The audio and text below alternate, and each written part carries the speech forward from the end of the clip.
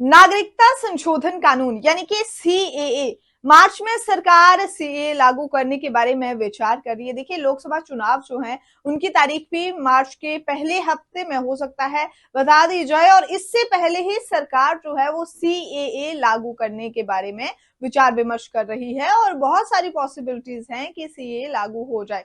अब सीएए लागू होने के बाद क्या क्या असर होने वाले हैं, आखिर क्यों सीएए लागू किया जा रहा है, आखिर क्यों इसका विरोध विपक्षी कर रहे हैं, पूरी जानकारी लेकर आपके सामने हाजिर हैं। तो चलिए बताते हैं आपको आखिर क्या है सीएए का महत्व, आखिर क्यों सरकार सीएए लागू कर रही है और किस किस पर सीएए लागू करने के बाद असर पड़ने पर है, विपक्ष आखिर क्यों इस पर लगातार सवाल उठा रहा है। नागरिकता संशोधन कानून मार्च से लागू करने की तैयारी है। मार्च के पहले सप्ताह में लोकसभा चुनाव का भी ऐलान होना है। ऐसे में सरकार आचार संहिता लागू से पहले ही बड़ा फैसला लेने जा रही है।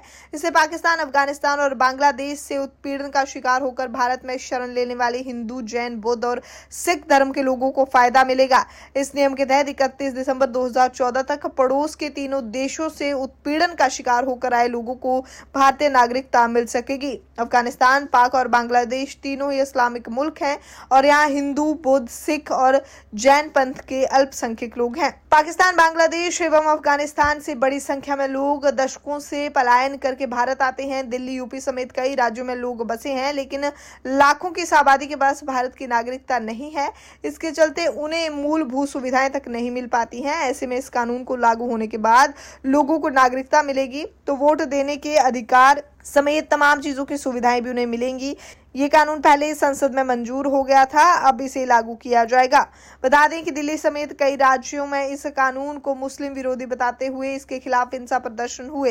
हालांकि सरकार का कहना है कि ये कानून किसी मजहब विशेष के खिलाफ नहीं है। सरकार का कहना है कि इससे सिर्फ पड़ोसी देशों में पीड़ित अल्पसंख्यकों को भारत की नागरिकता मिल सकेगी, जिनका स्वाभाविक शरण स्थल भारत ही है।